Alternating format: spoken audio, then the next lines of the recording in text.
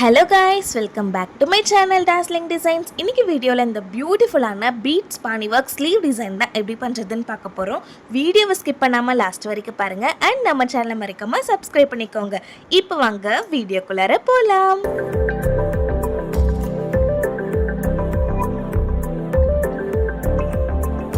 Okay, first நம்ம ஸ்லீவோட circumference எவ்வளோ இருக்குன்னு மெஷர் பண்ணிக்கலாம். ஸோ இந்த ஸ்லீவில் பார்த்தீங்கன்னா 10.5 inches இருக்குது அண்ட் சென்டர் பாயிண்ட்லேருந்து ரெண்டு சைடும் 3.5 inches நான் வந்துட்டு விட்டு மார்க் பண்ணியிருக்கேன். ஸோ டோட்டலாக சென்டரில் 7 inches நம்மளுக்கு கிடைக்கும். அண்ட் சென்டர்லேருந்து மேலே வந்து பார்த்திங்கன்னா 6 inches நான் எடுத்திருக்கேன். ஸோ இப்போ இந்த 3 டாட்ஸையும் கனெக்ட் பண்ணுற மாதிரி நான் லைன்ஸ் போட்டுக்கிறேன். அந்த மாதிரி போட்டால் இந்த மாதிரி ட்ரையாங்கிள் நம்மளுக்கு கிடச்சிரும். இப்போ ஃபர்ஸ்ட் நம்ம அந்த ஸ்லீவோட கீழ் லைனில் வந்துட்டு நம்ம பார்டர் ஒர்க் பண்ண போகிறோம். ஸோ ரொம்ப ஹெவியாக இல்லை, 4 லைன் செயின் ஸ்டிச் வந்து கொடுக்க போகிறோம் ஜரி த்ரெட்டில். ஒரு செயினுமே குட்டி குட்டியாக ஈவனாக இருக்க மாதிரி கொடுங்க, அப்போ தான் பார்க்குறதுக்கு நீட்டாக இருக்கும். இப்போ 4 லைன் செயின் ஸ்டிச் முடிச்சதுக்கப்புறம் நான் என்ன பண்ணுறதுன்னு காட்டுறேன். ஓகே, இப்போ வந்துட்டு நான் ஒரு லைன் சுகர் பீட்ஸ் நான் வந்து கொடுத்துட்ருக்கேன். கோல்டன் கலர் தான் யூஸ் பண்ணிகிட்ருக்கோம். அண்ட் ரெண்டு சுகர் பீடாக வந்துட்டு நம்ம கொடுத்துக்கலாம்.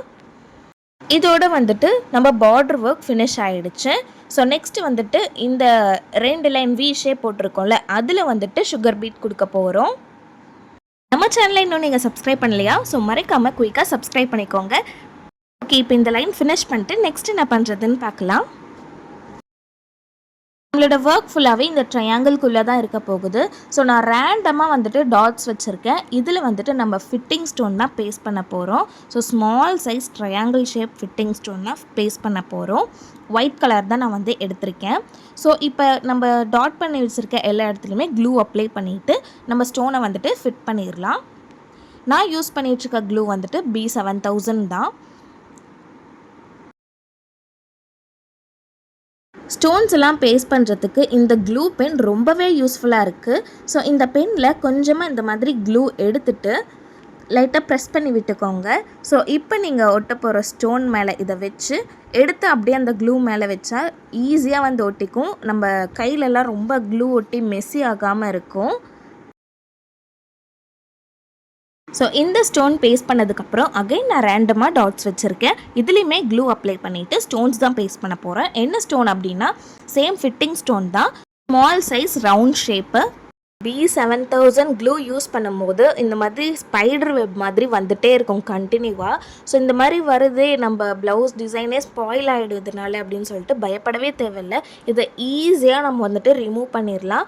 ஃபர்ஸ்ட் நான் ஸ்டோன்ஸ் எல்லாமே ஒட்டிக்கிறேன், அதுக்கப்புறம் இதை எப்படி ரிமூவ் பண்ணுறதுன்னு நான் உங்களுக்கு காட்டுறேன். நம்ம ஸ்டோன்ஸ் எல்லாமே ஒட்டி முடிக்கிற வரைக்கும் அந்த எக்ஸஸாக இருக்க கம் எல்லாமே அப்படியே விட்டுருங்க. அது ஓரளவு லைட்டாக காஞ்சிருக்கும். ஸோ காஞ்ச வாட்டி என்ன பண்ணுறது அப்படின்னா, ஏதாவது ஒரு ஊசி சீலிங்காக பார்த்த மாதிரி அந்த பெண்ட் இருக்க மாதிரி வச்சுக்கோங்க. ஸோ இந்த மாதிரி லைட்டாக எடுத்து விட்டு கையால் பிச்சு எடுத்திங்கனாலே அந்த எக்ஸ்ட்ராவாக இருக்க அந்த ஸ்பைடர் வெப் மாதிரி இருக்கிறது ஃபுல்லாகவே கம்ப்ளீட்டாக ரிமூவ் ஆகிடும். உங்களோட ப்ளவுஸை அது எதுவுமே மிஸ்டேக்காக காட்டாது. இந்த டிப்ஸ் உங்களுக்கு யூஸ்ஃபுல்லாக இருந்துச்சுன்னா இந்த வீடியோக்கு ஒரு லைக் போட்டுருங்க. ஓகே, கம்ப்ளீட்டாக ஸ்டோன்ஸ் எல்லாமே நம்ம பேஸ்ட் பண்ணிட்டோம். நெக்ஸ்ட்டும் நான் வந்துட்டு ரேண்டமாக டாட்ஸ் வச்சுருக்கேன். இந்த தடவை கொஞ்சம் நிறைய டாட்ஸ் வச்சுருக்கேன். எதுக்காக அப்படின்னா 3mm பீட் வந்துட்டு நம்ம ஒரு சிங்கிள் பீடாக அங்கங்கே நம்ம வைக்க போகிறோம். அண்ட் ஒவ்வொரு பீடுக்குமே தனித்தனியாக நாட் போட்டுக்கோங்க. இந்த டைமில் நான் என்ன பண்ணியிருக்கேன் அப்படின்னா செல்ஃப் கலர் த்ரெட் வந்துட்டு எடுத்திருக்கேன். ஸோ எப்பயுமே நான் சொல்கிறது, என்ன கலர் பீட் எடுக்கிறீங்களோ அந்த கலரில் த்ரெட் சூஸ் பண்ணிக்கோங்க அப்படின்ட்டு. பட் இந்த தடவை நான் வந்துட்டு கோல்டன் கலர் பீட்ஸுக்கு செல்ஃப் கலர் அண்ட் ப்ளவுஸோட கலர் வந்துட்டு பர்பிள் கலர். ஸோ அந்த கலர்லேயே நான் வந்துட்டு த்ரெட் எடுத்திருக்கேன். எதுக்காக எடுத்திருக்கேன் அப்படின்னா, இந்த பீட் பானி ஒர்க் வந்துட்டு நம்ம கொஞ்சம் கேப் விட்டு தான் போட போகிறோம், ரொம்ப நெருக்கமாகவும் போட மாட்டோம். ஸோ அப்படி இருக்கும்போது த்ரெட்டு வந்துட்டு நம்மளுக்கு வெளியே தெரியும். செல்ஃப் கலராக இருந்துச்சு அப்படின்னா வந்துட்டு ப்ளவுஸாக அது வந்துட்டு மறைஞ்சிரும். ஓகே, இப்போது 3mm பீட் ஃபுல்லாக நான் வச்சு முடித்ததுக்கப்புறம் சாரியோட கலர் வந்துட்டு ப்ளூ கலர், அந்த கலர் சில்க் த்ரெட் எடுத்து நான் ஃப்ரெஞ்ச் நாட் வந்து போட்டுக்கிறேன். ஸோ இதுக்கு நான் வந்துட்டு ரேண்டம் டாட்ஸ் வைக்கல. ஏன் அப்படின்னா, ஸோ இருக்கிறது கொஞ்சம் கேப் தான், அதில் வந்துட்டு ரொம்ப நெருக்கமாக இல்லாமல் அங்கங்கே ஒரு ஃப்ரெஞ்ச் நாட் இருக்க மாதிரி வச்சுக்கிறேன் நான். ஸோ இதில் மெயினாக நம்ம நோட் பண்ண வேண்டிய ஒரு விஷயம் என்னென்னா, இப்போது இப்போ நான் த்ரெட் போட்டுட்ருக்கேன். ஸோ 2 ஃப்ரெஞ்ச் நாட்டுமே பக்கத்தில் இருக்க மாதிரி போடக்கூடாது. அதே மாதிரி தான் எல்லா மெட்டீரியல்ஸுமே. ஸோ நான் 3mm பீடுமே ஓரளவு கொஞ்சம் கேப் விட்டு தான் வச்சுருக்கேன். அண்டு ஸ்டோனு 3mm பீடு ஒன்றா இருக்க மாதிரியும் வைக்கலாம். த்ரெட்டும் 3mm பீடு இல்லை த்ரெட்டு ஸ்டோன் ஒன்றா இருக்க மாதிரி வைக்கலாம். பட் ஒரே மெட்டீரியல் பக்கத்தில் இருக்க மாதிரி வைக்காதீங்க. இந்த டிசைனில் இது மட்டும்தான் நம்ம நோட் பண்ண வேண்டிய விஷயம். அண்டு ஒரு அலைன்மெண்ட்டாக வந்துட்டு நம்ம இதில் ஒர்க் பண்ண மாட்டோம். நம்ம இஷ்டத்துக்கு எப்படி சொல்கிறது, எங்கெல்லாம் கேப் இருக்கோ அங்கெல்லாம் ஸ்டோன்ஸ் ஒட்டுறது, அங்கெல்லாம் ஃப்ரெஞ்ச் நாட் போடுறது. ஸோ அப்படி தான் வந்துட்டு போடணும். இப்போ தான் மெயினான கட்டத்துக்கு வந்திருக்கோம். சுகர் பீடில் எப்படி பானி ஒர்க் போடுறது. ஸோ நீங்கள் பார்த்தீங்கனாலே தெரியும் நான் எப்படி போட்டுட்ருக்கேன்னு. ஒரு சுகர் பீட் தான் நம்ம வந்துட்டு இதில் போட முடியும். எப்பயுமே சுகர் பீட் வந்துட்டு நம்ம 2 பீடாக தானே போடுவோம். ஸோ இந்த பானி ஒர்க்கில் பார்த்திங்கன்னா நம்ம ஒரு பீடாக தான் போடணும். அதுவுமே வந்துட்டு ஒன்று ஒரு டைரெக்ஷனில் இருக்க மாதிரி போடணும். அண்டு நீங்கள் போடுற செயின் வந்துட்டு ரொம்ப பெருசாக இருந்தால் கூட பரவாயில்ல, அது எதுவுமே வந்துட்டு அதில் தெரிஞ்சுக்காது. த்ரெட்டில் பானி ஒர்க் போடும்போது எப்படி கேப்பெல்லாம் ஃபில் பண்ணுவோமோ சேம் அதே மாதிரியே தான் சுகர் பீட் யூஸ் பண்ணி போடும்போதும் அந்த கேப் எல்லாத்தையுமே ஓரளவு ஃபில் பண்ணணும். அங்கங்கே கொஞ்சம் கேப் இருந்தால் தான் இது பார்க்குறதுக்கு கொஞ்சம் அழகாக இருக்கும். ஒரு சில இடத்துல வந்துட்டு நம்ம 2 சுகர் பீட் போடுற மாதிரி ஸ்பேஸ் நம்மளுக்கு கிடைக்கும். பட் எப்பயுமே வந்துட்டு ஒரு சுகர் பீட் போட்டால் இன்னுமே பார்க்குறதுக்கு நல்லாயிருக்கும். ஏன்னா இது வந்துட்டு நம்ம அந்த கேப்பை தான் ஃபில் பண்ண போகிறோம். ஒரு அலைன்மெண்ட் இல்லை, நம்ம இஷ்டத்துக்கு போடுறது தான். லைக் எம்டபிள்யூன்னு பானி ஒர்க்கில் போடுவோம்ல த்ரெட்டில். ஸோ அதே மாதிரியே தான் இது ஒரு பீடுமே ஒரு டைரெக்ஷனில் வர மாதிரி போடணும். அண்டு ஒரு இடத்துல போயிட்டு ஸ்டாப் ஆகிடுச்சு அப்படின்னா ஸோ அங்கே ஒரு குட்டி செயின் ஸ்டிச் போட்டுட்டு எங்கே கேப் இருக்கோ அங்கே அகெயின் த்ரெட் எடுத்துகிட்டு வந்து செயின் ஸ்டிச் போட்டு திரும்பி ஸ்டார்ட் பண்ணணும். ஒரு சில இடத்துல தான் வந்துட்டு நம்ம எண்டு நாட் போட்டுட்டு அகெயின் ஸ்டார்ட் பண்ணுற மாதிரி இருக்கும். மற்றபடி இது வந்துட்டு ஃபுல்லாக கண்டினியூவாக போயிட்டே இருக்க மாதிரி தான் பார்த்துக்கணும்.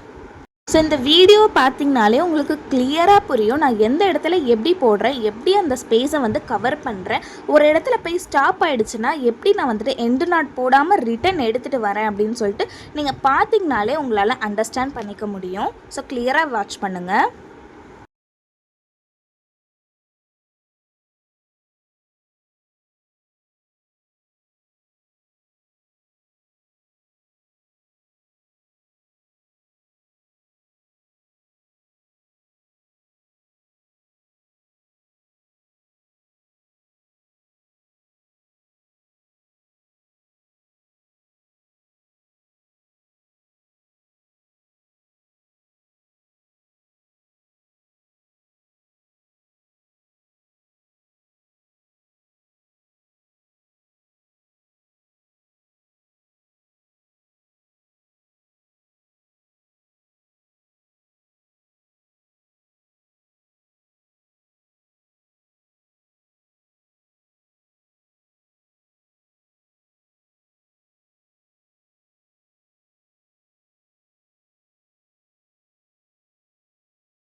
இப்போ சுகர் பீட் ஃபுல்லாகவே போட்டு முடிச்சாச்சு. நெக்ஸ்ட்டு நம்ம அந்த ட்ரையாங்கிளுக்கு வெளியில் வந்துட்டு ஒரு லைன் ஜரி த்ரெட்டில் செயின் ஸ்டிச் வந்து கொடுக்க போகிறோம்.